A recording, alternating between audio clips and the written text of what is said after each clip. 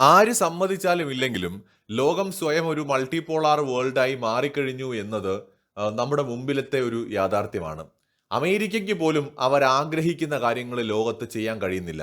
American president Donald Trump ഇപ്പോഴിതാ പത്തി മടക്കിയിരിക്കുകയാണ്. അഥവാ മുട്ടുമടക്കിയിരിക്കുകയാണ്. ആരുടെ മുമ്പിലെന്നല്ലേ? കാനഡയുടെയും മെക്സിക്കോയുടെയും മുമ്പിൽ. വലിയ ആവേശത്തിൽ കാനഡയ്ക്കും മെക്സിക്കോയ്ക്കും മേലെ 25% നികുതി ചുമത്തിയ അതേ ഡൊണാൾഡ് ട്രംപിന് ഇപ്പോൾ അത് പിൻവലിക്കേണ്ടി വന്നിരിക്കുകയാണ്.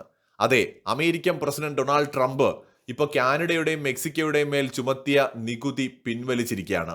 എന്തുകൊണ്ടാണ് ട്രംപിന് ഇങ്ങനെ ചെയ്യേണ്ടി വന്നത്? ട്രംപ് ഇങ്ങനെ ചെയ്തത് കാനഡ നന്നായിക്കോട്ടെ അല്ലെങ്കിൽ മെക്സിക്കോ നന്നായിക്കോട്ടെ എന്ന് കരുതിയിട്ടല്ല. അമേരിക്കയിൽ കനത്ത തിരിച്ചടി ഈ പ്രവൃത്തി കാരണം ഉണ്ടായപ്പോഴാണ്. അമേരിക്കൻ വിപണിയാണ് ട്രംപിന്റെ ഈ നടപടി കാരണം തകർച്ച നേരിട്ടത്. അമേരിക്കൻ ഡോളറിന്റെ മൂല്യമാണ് ഇടിഞ്ഞത്. ഒടുവിൽ അമേരിക്കൻ പ്രസിഡന്റിന് ഏപ്രിൽ 2 വരെ ഈ ഒരു നടപടി മരവിപ്പിക്കേണ്ടതായിട്ട് വന്നിരിക്കുകയാണ്.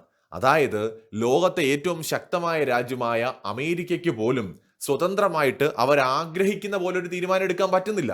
അതായത് ചൈനയ്ക്കെതിരെ നടപടി എടുക്കാൻ പറ്റുന്നില്ല, മെക്സിക്കോക്കെതിരെ പറ്റുന്നില്ല, കാനഡയ്ക്കെതിരെ പറ്റുന്നില്ല, ഒരു രാജ്യത്തിനുമെതിരെ ഒരു നടപടിയും എടുക്കാൻ കഴിയുന്നില്ല. ആ അവസ്ഥയിൽ അമേരിക്ക പോലും ഇന്നത്തെ ലോക ക്രമത്തിൽ പെട്ടുകിടക്കുകയാണ്.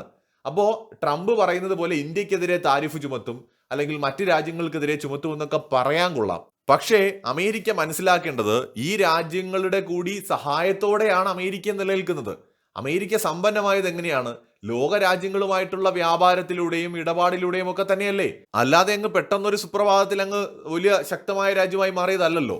ഇപ്പോ കാനഡയും യു എസും തമ്മിൽ ട്രേഡ് ചെയ്യുമ്പോൾ കാനഡയ്ക്ക് മാത്രമല്ല, യു എസിനും അതുകൊണ്ട് ഗുണമുണ്ട്.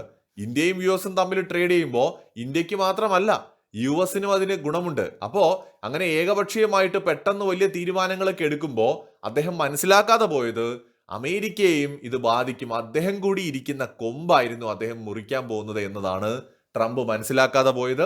വലിയ നാണക്കേടായിട്ട് ഇപ്പോൾ ട്രംപിന് ഇത് മാറിയിട്ടുണ്ട്.